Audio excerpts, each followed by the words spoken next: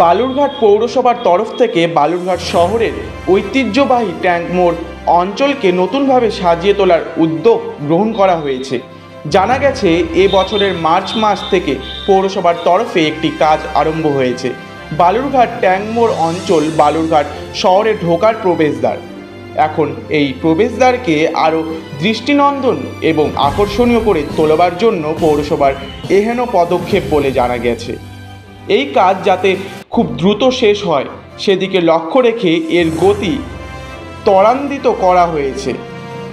এখানে প্রায় 105 ফুট উচ্চতার জাতীয় পতাকা বসানো হয়েছে। বুধবার সেই জাতীয় পতাকা বসানোর ধাতব স্তম্ভ এসে পৌঁছেছে, সেটি স্থাপনের প্রক্রিয়াও শুরু হয়েছে। বালুরঘাট পৌরসভার চেয়ারম্যান অশোক মিত্র, এমসিআইসি বিপুল কান্তি ঘোষ সহ পৌরসভার একটি টিম ইতিমধ্যে এই অঞ্চলে ঘুরে কাজের অগ্রগতি কী অবস্থায় রয়েছে তা দেখেন।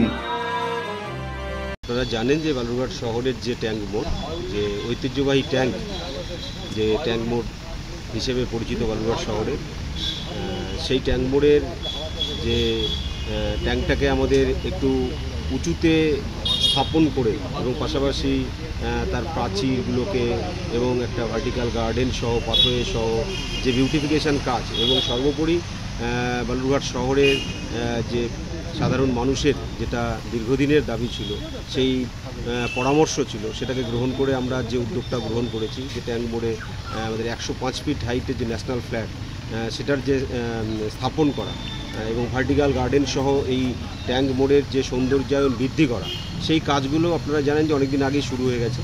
তো আজকে সেই যে আমাদের যে ন্যাশনাল ফ্ল্যাগ, সেই ন্যাশনাল ফ্ল্যাগের যে স্তম্ভটা, সেই স্তম্ভটা দেখতে পাচ্ছেন যে চলে এসছে, সেটা স্থাপনের কাজ চলছে এবং পাশাপাশি অন্যান্য কাজগুলোই চলছে। তো সেই কাজগুলোই আজকে সরজমিনে খতিয়ে দেখার জন্য আজকে আমি এসেছি এবং পাশাপাশি আমার পৌরসভা সহকর্মী এমসিআইসি বিপুল কান্তি ঘোষ এবং আরেক এমসিআইসি অনস সরকার, উনিও রয়েছেন এবং পাশাপাশি এলাকাবাসী রয়েছেন। দেখছেন আপনারা যে কাজটা চলছে, সেই কাজটাকে আজকে আমি সরজমিনে খতিয়ে দেখার জন্য এসেছি।